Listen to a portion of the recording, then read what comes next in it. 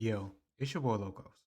And today I want to finish T Noir's video breaking down the manosphere. I really don't see it as a breakdown, but she's not providing evidence, even though it does exist, of sexism, misogyny, or any other thing that she claimed in her video.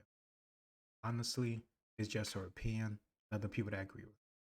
But one of the people that does agree with her is a communist that sells capitalist money from ad revenue, FD signifier. And from my understanding, he doesn't debate people. He actually thinks people should pay him to debate his dumbass. So you have somebody like that on your side, that's your evidence, quote unquote evidence. Of course, I'm not convinced. Of course, people that already agree with the stuff that she's saying, they're going to be convinced because it's an echo chamber. There's nothing really being debated, discussed, or even shown as evidence. Like I said, the evidence does exist. That's your fit, and from other content creators within the mainstream. Her generalization of everybody that content or watches it is also pretty stupid. But it's also more stupid. There's no evidence. Let's get into it because sure she has some never before seen or thought of point or perspective that she got to share with. Let's get into it. 2. The disregarded devaluation of Black womanhood.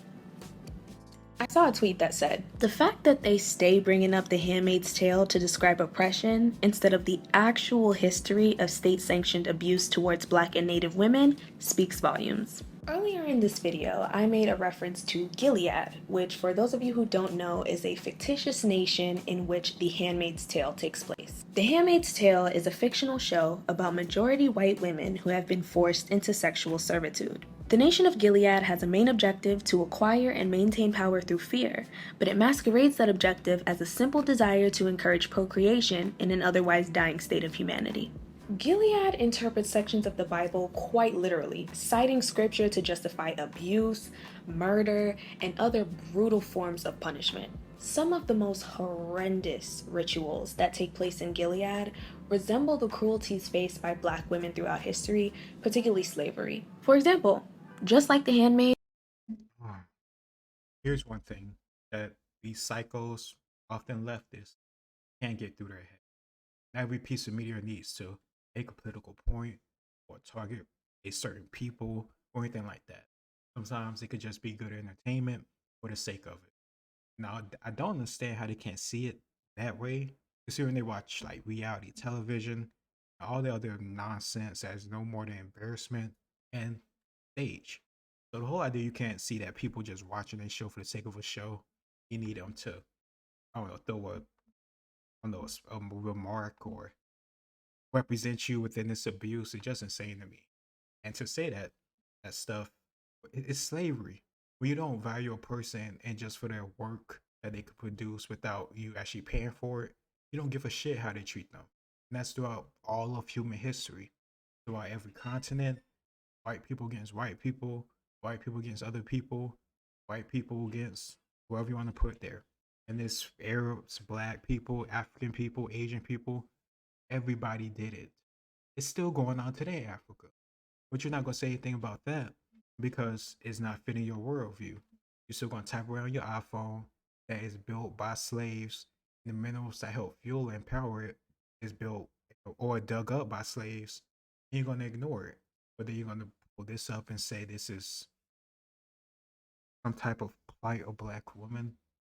Come on, man. This is Enslaved Black women endured forced procreation of children that, once born, would become property of the estate, making them eligible to be ripped from their mother's arms at any point. Another example would be the sexual servitude forced on enslaved Black women by masters, or in this show, commanders, and then the subsequent hatred and mistreatment by the master's wife over rituals neither women could control.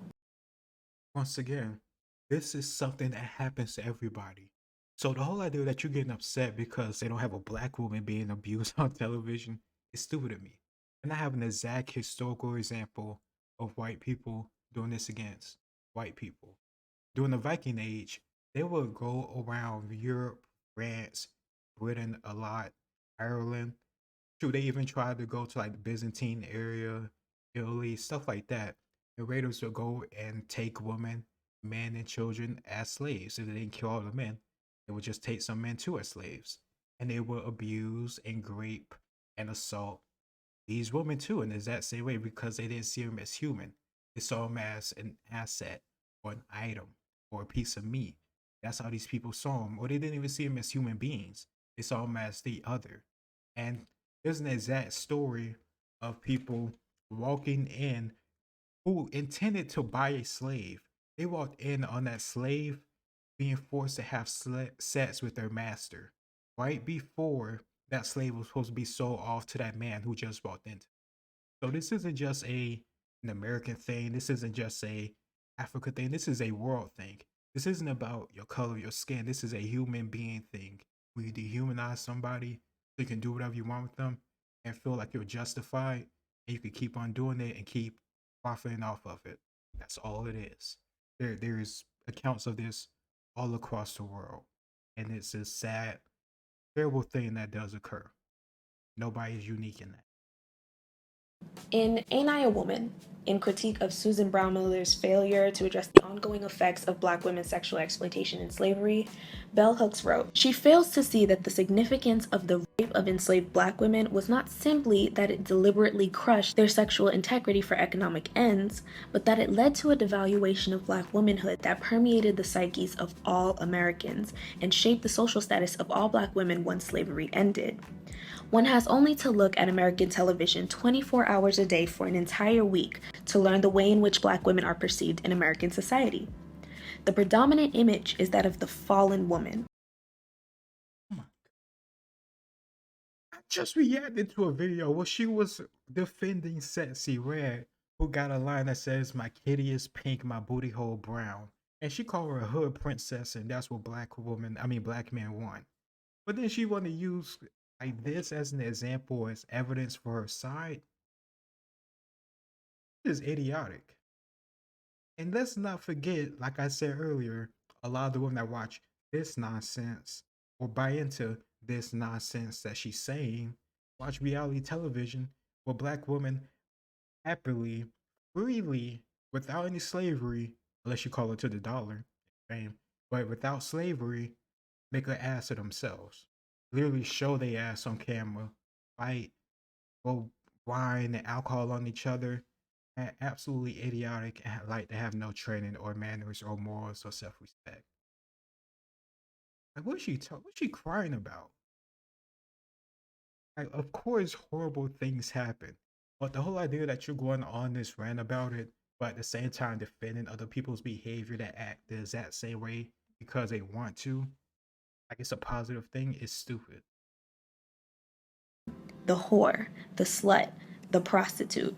Even though there is real nightmarish shit that real literal Black women have gone through and are still feeling the effects of, when we see these governmental threats to women's bodily autonomy and reproductive rights, Everybody goes, man, woman, I don't care what color you are, everybody is going through something.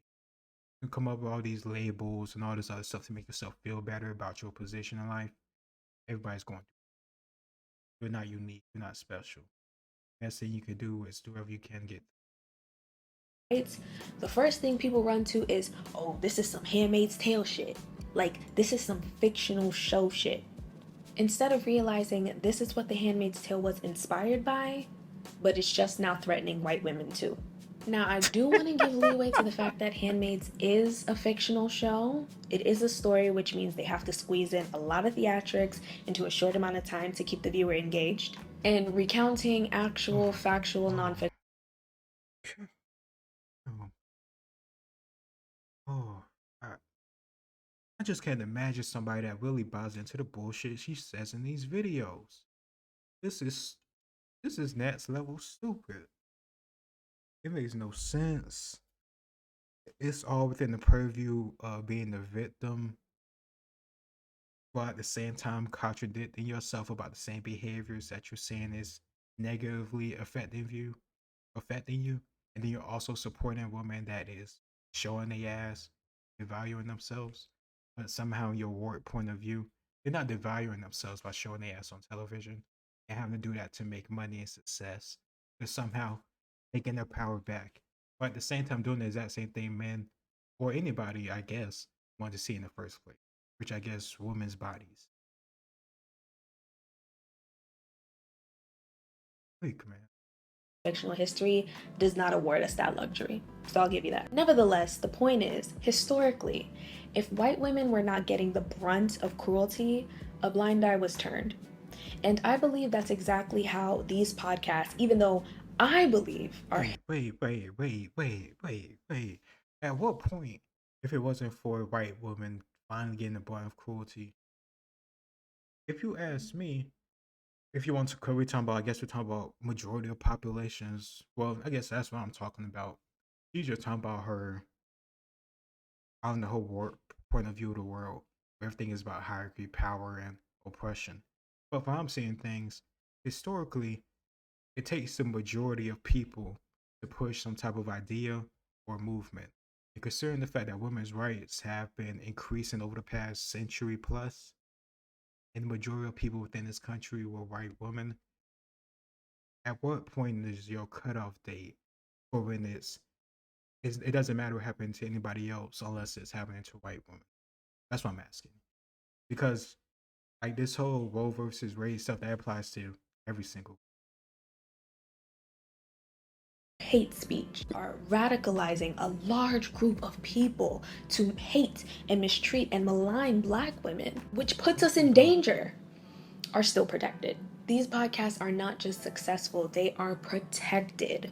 Why? Let's run it back. So far, through alpha male podcast reasoning, we can deduce the following. 1. The value of a woman's humanity is defined by her sexuality. Point blank, period. Positively, if she uses it to please one man and or produce children with him, and negatively, if she explores or employs her sexuality too much and or for her sole benefit. And when you think about it, saying that a person's humanity is determined by one particular thing, that in and of itself is gendered. That in and of itself is sexist. Because high stakes like that are hardly ever applied to men's humanity. Think about it. Yes. Oh my goodness. So men aren't defined by the talent, the skill, what they produce, money. Like she, like I said, she hasn't brought up any evidence. She hasn't brought up any videos, no clips, no articles, nothing at all outlining the stuff that the Manosphere has actually done. But even still, if you want to talk about Kevin Samuels, those women willingly went on his show and said they wanted men making six figures. So are you really gonna sit here and say something so stupid like men aren't judged by what they can produce or that humanity isn't judged by a particular thing? That is so that is dumb. That is dumb. If it's not, what is men's humanity determined by? If it's by so many different things. Because I would say for the majority is what you produce, like your value, or it's procreation. It don't sound that very different from women. Like we all have important roles, and just because you're a mother doesn't mean you can't be something else. But like I said in the previous video, the greatest thing that you can contribute, or at least I would say your greatest fulfillment, will come from your family. When you get laid off, when you retire, on holidays, you're not gonna be with your damn job, your boss, your coworkers. You're gonna be alone or with your single girlfriends too. Like you, like come on, man. I don't understand this whole fight against people coming together to have families. Like we're not saying that you're just a breeding farm. Like my goodness. What I'm saying, me personally, what I'm saying is the amount of things you can find fulfillment in and enjoyment in and love coming from your family more so than your career. That's all I'm saying. That should be obvious. I mean, these different women that get in relationships sometimes complain, especially with relationships with guys that make a lot of money. They complain about how busy they are or they're never around. You want that companionship. Like, unless all these women just want to be single till they dead, I assume you want companionship. Like, it's contradicting itself. About it. I believe it was Bridget Kelly who once explained that one of the ways sexual inequality upholds itself is allowing men the convenience to separate their character from their actions. And that shit, it blew my mind. Because no, for real, think about it. Men can do some very heinous things, some very, again, morally and ethically deficient things. Yes, like everybody is capable of doing something horrible, messed up. That's why making generalizations about an entire group of people is stupid, because that's not the majority. If if men are as evil as some women think they are, society wouldn't be where it is, because we would be too focused on killing each other, robbing from each other, to actually work together for a common goal. And that's how we got to this point in society and civilization begin. Let's come together on projects, whether it be scientific or agriculture or architecture or anything at all that allows this world that you now live in, especially in the West, to function. It's not through barbarism. Stop painting this generalized picture, because it really makes no sense and it makes you look stupid. And we can still turn around and recognize that in other areas of his life, i.e., his fatherhood, his brotherhood, his competence as a worker or a businessman, we can recognize that in those areas he is good. And thus, we overall deem him as a good person. Whereas with women, let her sexuality for some reason be in question. Let her sexual prowess be something that upsets or causes discomfort in people. Now all facets of her humanity are up for question. Her motherhood, her sisterhood, her competence as a worker or a businesswoman. Jada Pinkett Smith is a great example of this. But okay. 2. So you come up with a stupid example of people backing you up on your opinion, like FD Signifier and such, and then you say a perfect example of the stuff I just said is Jada Pinkett Smith. Yeah, that's why people don't like her. Oh, good. Never mind. Sexuality is women's only power, which is why something like the sexual economy can even exist in the first place, because it harps on men's one and only weakness, their horniness. And 3, because female sexuality is only powerful if weaponized, and sexuality is understood to be fleeting with age, women are ultimately powerless. Therefore, their ordained position within humanity is to be in submission of men. And then just multiply that pressure by at least 4 if we're talking about black women. Okay, see, at this point, you really gotta ask yourself, are these ideas just the product of alpha male podcast reasoning? Are they just the product of racist, sexist politics built on patriarchal values? Is that all that they have going for them? Or is there something more powerful holding it up? Something like 1 Timothy 2:12, King James Version. But I suffer not a woman to teach, nor to usurp authority over the man, but to be in silence. Chapter 3, Misogynoir and Fundamentalist Christianity. I want to be straightforward that this is probably going to be the most uncomfortable part of today's video. And I need it to be clear. Really? This is most okay.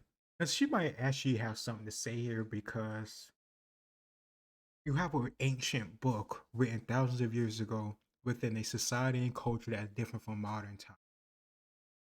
The whole point of slavery is just the easiest one I could think of. So you making a play that fundamentalist Christianity, or this isn't just Christianity, Islam, fundamentalist Islam and other religions is oppressing you and holding you back. Okay, you probably have a point there. Anything else? Not really. But even the point you do have is pretty weak, because most, societies and culture, at least in the West, we live in such comfort, say such idiotic stuff, don't live by fundamentalist religions. So is it really a point? Yeah, but it's an easy one. I mean, I guess I can give her that. Like, she really hasn't said nothing of substance the whole video. So at least getting this, little and a half is, it's better than nothing. It's better than, going zero. That's where she was at so far. That disrespect towards Christianity, or any religion for that matter, will never be tolerated in my comments. Of course not, because you're probably a Christian slash spiritual. It's so funny. A lot of women like her, similar to her, and when I say women like her, I mean that talk this woke, crazy ideology where everything is like a power structure, everything is oppressor and oppress. Like,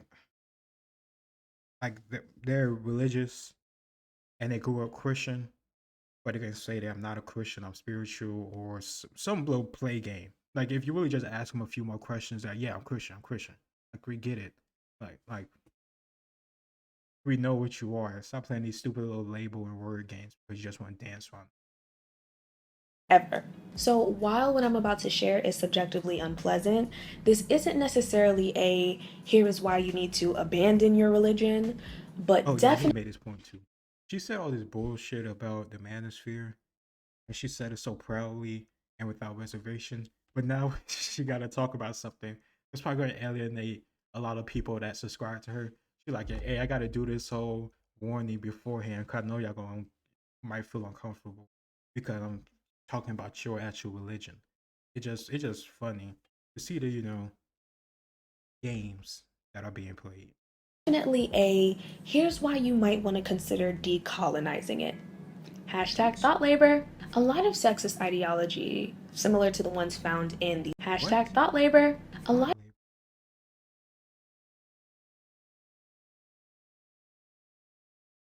Sense. Twitter. No wonder she's so stupid. Twitter. of sexist ideology, similar to the ones found in these podcasts, are backed by the teachings of fundamentalist Christianity. Now, fundamentalist Christianity is also referred to as evangelicalism, a denomination of Christianity which, by my understanding, abides by the belief that humanity needs to be redeemed. And that redemption is achieved largely in part through the theological conviction of biblicism, which, according to the National Association of Evangelicals, is a high regard for and obedience to the Bible as the ultimate authority. But, and here's the important part, the cruelty that is born out of that stems mainly from colonial white male interpretations of biblical scripture. She literally. Yes. They have to focus so much on the identity politics. The white European male. What's the words in the book? Like, because there's literally stuff in the book that you could tell is from stuff of an ancient culture with a very harsh, margin for error. In terms of, you mess up, you may die. If you steal, you lose a hand. So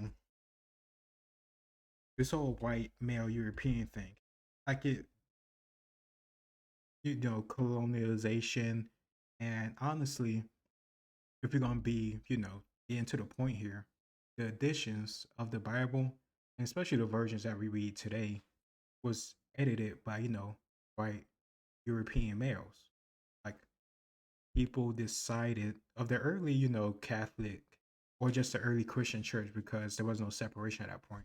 Early Christian church, like cardinals, so I guess well before even cardinals, high-ranking leaders of the church met at two or three different conferences to decide what's in the Bible. It was European, probably white or pale. Like, I really don't get the point of constantly having to bring up these identity politics.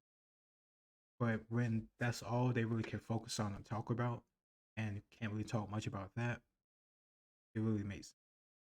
That part is very important. You would have to figure out, like, is it the chicken or the egg? Like, one wonders if patriarchy is reinforced by religion or vice versa. I can't. Patriarchy, patriarchy probably started around the time when, I don't know, cavemen was coming out and they saw maybe a big ass saber tooth tiger or some other predator, and they can clearly see that they're stronger and bigger than the woman. Plus, they can see that the importance of keeping their woman alive. I'm pretty sure that's where the start of patriarchy probably was. I'm pretty sure patriarchy, if you want to look at it historically, has to deal with the fact that men fight in wars because of obvious physical reasons, and women don't. If you have a disagreement with another nation, in ancient times they would just attack you and try to conquer you. Who do you want fighting for you? The woman or the men? And if some dumbass gonna say the woman, then why do you keep talking about protect black women? Don't talk to black men about that. Talk to yourselves about protecting yourselves then. So obviously it's gonna be the men. And do you think these men really want to go and fight these wars if they have no say in the economic or political ramifications? No. So that's, I would say, will be a good reason why the quote unquote patriarchy is. And once again, don't forget the quote unquote patriarchy is the reason why you're in AC, you're on YouTube, and you're enjoying all the comforts of life while you bitch about it. Remember that. Can't say which one came first, but they do work hand in hand. That's the reason why like a lot of conservative ideals are always talking about the family structure is at risk, and they want to rewrite the Bible. They have no God, and when they say they mean people on the left of the American political spectrum. And when they say that, it's so funny saying a black man after this stupid shit and acting like there isn't a problem with black families. Seriously. So idiotic. But remember, these people want a revolution. These Marxists, leftists, socialists, they want a revolution to uproot the system and put on their own, find whatever vision they have. I don't even know what exact vision that may be. I'm pretty sure they don't even know what it's going to be because they were never in that situation. And I highly doubt they have the skills, expertise to actually make it and not have it fall apart. It couldn't even get to that point because it wouldn't even be built up. It'll probably be a civil war. They'll find amongst themselves for power. I'm not gonna have this country collapse because of these idiots. There's some morons want to go and ride along, whatever they say. No, stupid. they're more so dog whistling that these people are threatening the status quo that we have set. You probably wouldn't reinforce or reward these ideals, the alpha male stereotypes, as much if religion wasn't such a very compelling and convincing argument. Like, just being able to say it's God's plan, or I want a God-fearing man, like saying things like that. You don't even have to say much. It does the argument for you. Like to say this is how God intended it. You rely on the mythos of religion to uphold the patriarchy. So you don't even have to be good at upholding patriarchy. You could just say, this is how God wanted it. Are you ungodly? Do you have no God? Let's bring back bell hooks. May the legend rest in peace. In Ain't I a Woman, Bell Hooks explains that in fundamentalist Christian teaching, woman was portrayed as an evil sexual temptress, the bringer of sin into the world. Sexual lust originated with her, and men were merely the victims of her wanton power. Socialization of white men to regard woman as their moral downfall led to the development of anti-woman sentiment. Bell Hooks explained that these fundamentalist teachings brought forth the belief that woman, understood to be white women, that is important, and the sexuality that came with woman simply existing was the reason for just about everything wrong in the world. Men's poor decisions, men's lack of sexual discipline, and the absolute destruction that was a result of those things wasn't their fault. They were the fault of woman and her body of sin that hypnotized them or something. But then, in the 19th century, with success of the economy proving itself to be long-lasting, they basically was like, yeah, no, I think it's time for a remix. So, this idea of women's bodies being the root of all evil was abandoned, and white women were instead regarded as the nobler half of humanity. Clean, pure, non-sexual. Now, according to Hooks, even this cleansing I know I'm doing a lot of air quotes today, was a cultural cause of misogyny. Now, just because these white fundamentalists set forth a new flavor of misogyny doesn't mean that their sexual savagery went away. So, after stripping white women of their sexuality, they took their anti-woman sentiments, mixed it with their hatred of the black race, and brutally unleashed their repressed sexual aggression onto enslaved black women, all in the name of divinity. You need religion in order to justify some of the obscene things that occur under patriarchy, the subjugation of women under patriarchy. You don't need religion. All, if people want to do something horrible or evil or messed up, they will think up any excuse that they can think of. Men do it against men, men do it against women do it against women, and women do it against men. Like when people want to do something really messed up, especially in ancient times or medieval times, they would just do it, and they will take that risk of getting caught, for whatever reason it may be. Maybe revenge, maybe jealousy, maybe envy. It's a human thing. Everything has to be about race. Everything has to be about gender. It just can't be about human beings and us controlling easy temptations or quick temptations. I really don't understand people listen to this type of stuff and not go brain dead. The upholding of men in patriarchy, ancestral veneration, like to uphold the oldest man, is ideal and a tenet of patriarchy that is reinforced by the Bible. Again, that journey to anti-women beliefs and eventually misogynoir were the result of white, male, colonial American Christian interpretations and attitudes. And this has been passed down for so long. A large part of the American Black church still supports this too. According to LifeWay Research, which is an evangelical research firm that specializes in surveys about faith and culture and matters that affect churches, and I was very intentional about pulling research from actual evangelical sources. Quote, African American Protestant population is overwhelmingly evangelical in theology and orientation. Also, according to this research, without regard to race, the evangelical school of thought is still largely abided by in America, even if the label isn't.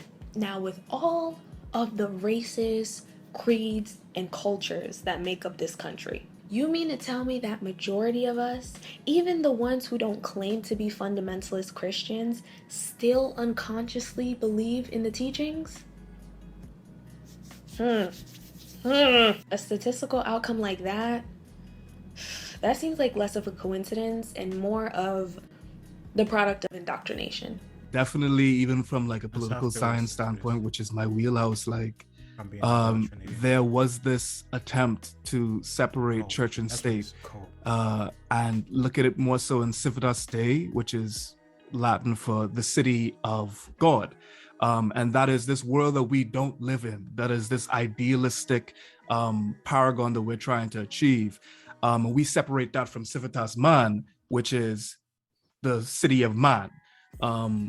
And the problem with that is that they aimed for it, as far as in America. To my understanding, they aimed for that separation of church and state because they know what it's like to be in a religious, secular type of rule, which is what they had under rule of Great Britain.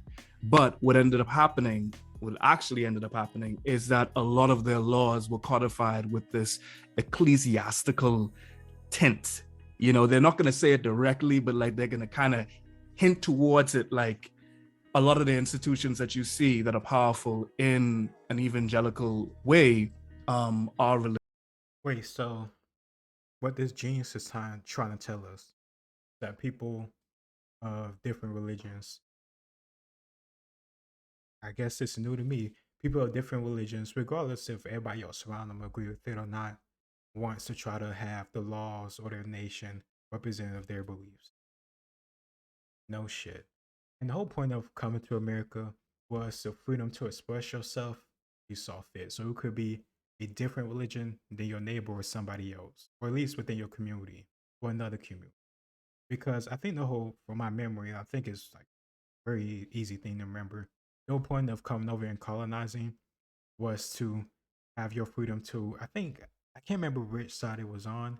It's been a while since I got into English history, but I think they were Protestants or they was the people that opposite of the Catholics. So either one of the two groups, the Catholics or the Protestants, came over to the Americas because of being persecuted in England for the religious. That doesn't mean that they didn't want to have, some type of influence on societal standards because of their religious belief. That just meant you can believe what you want to believe, you can pray you want to pray to, go to church wherever you want, not risk getting killed or thrown in jail because of it. That's not surprising to me. Of course, and you can see within their own arguments and stuff they believe in.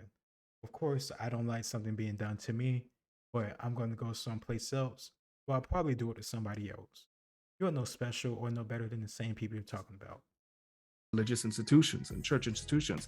And beyond America, definitely in the Caribbean as well, living in the Bahamas as much, we take a lot of the things that America is talking about as far as, evangelical rule, and we don't even pretend that it's not. We say that this is a Christian nation, but then you have some very unchristian things.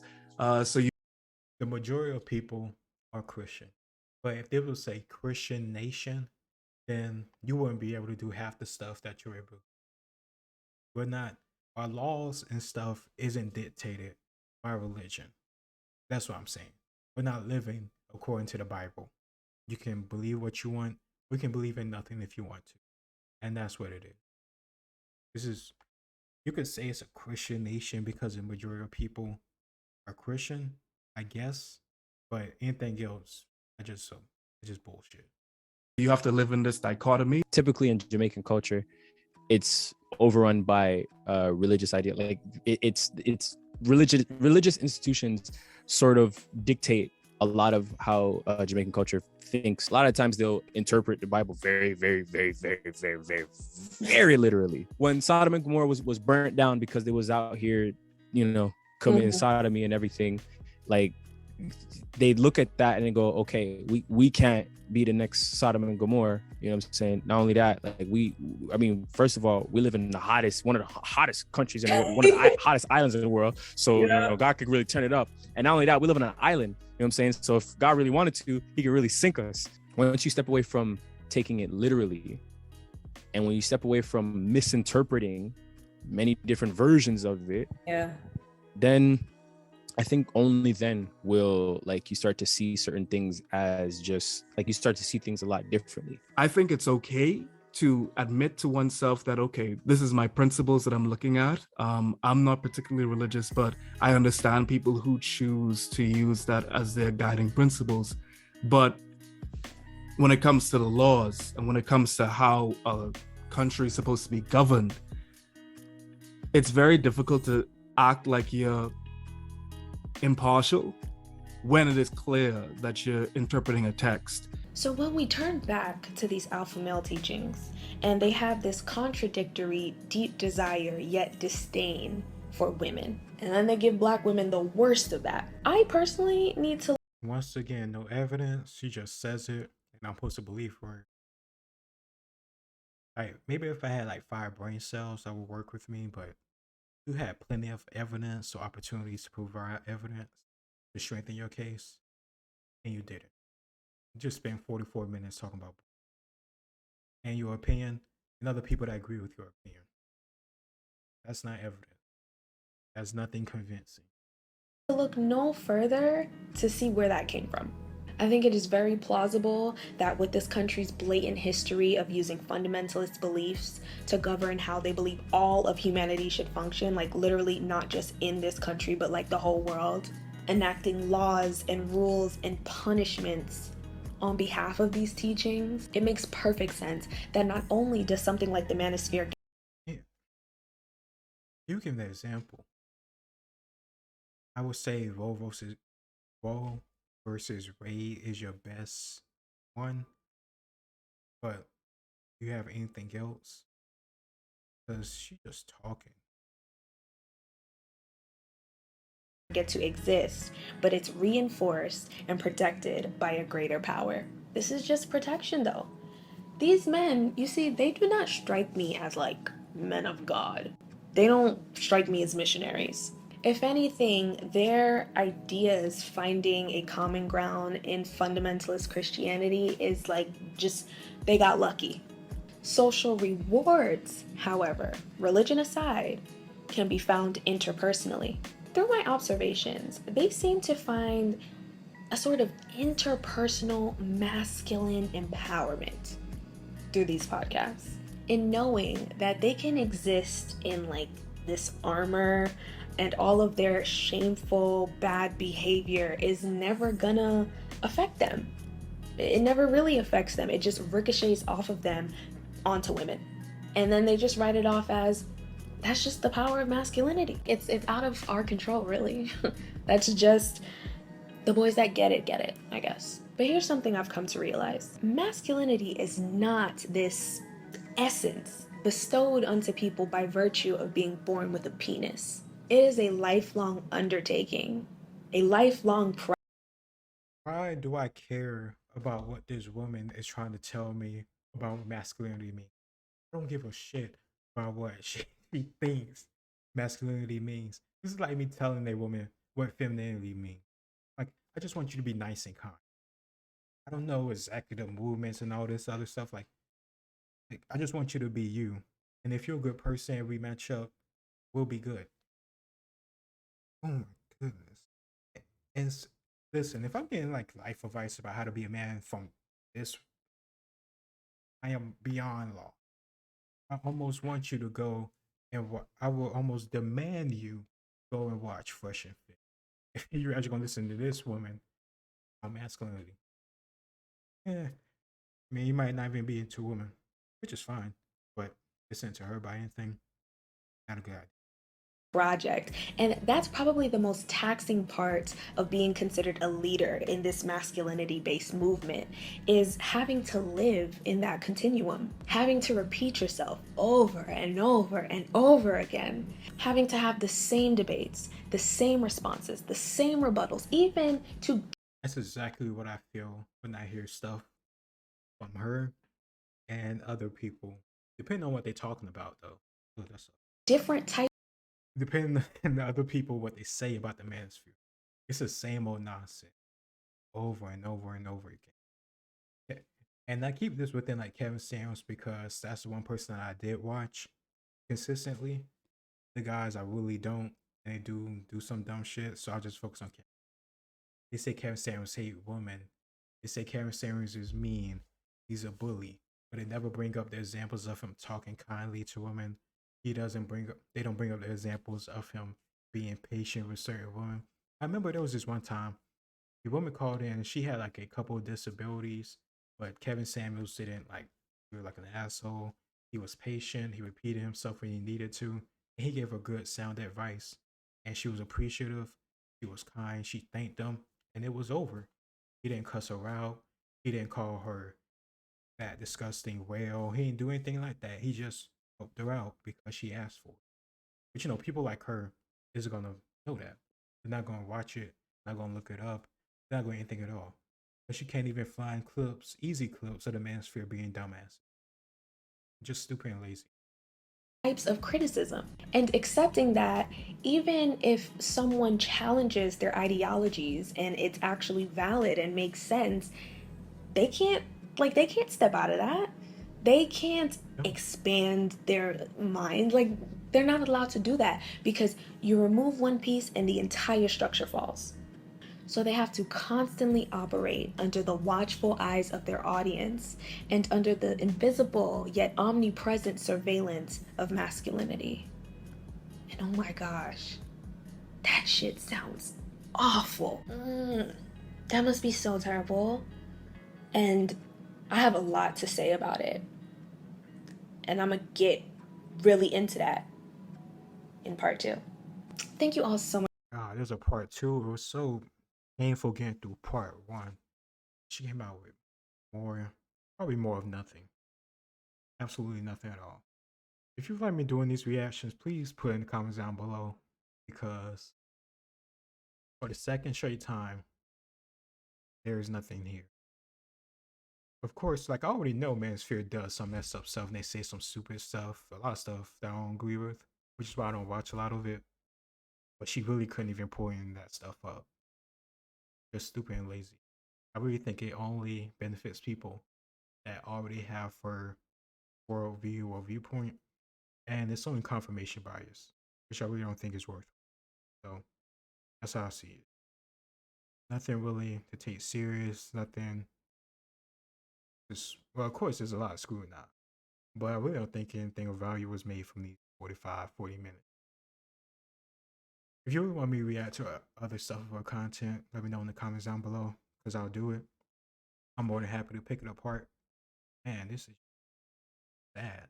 I can't imagine having a daughter buy into this nonsense or making nonsense herself. Really. Just being honest. But it is what it is. Let me know what you think in the comments. Like, share, and subscribe. It's your boy Logos, and I'll see you next time. Peace.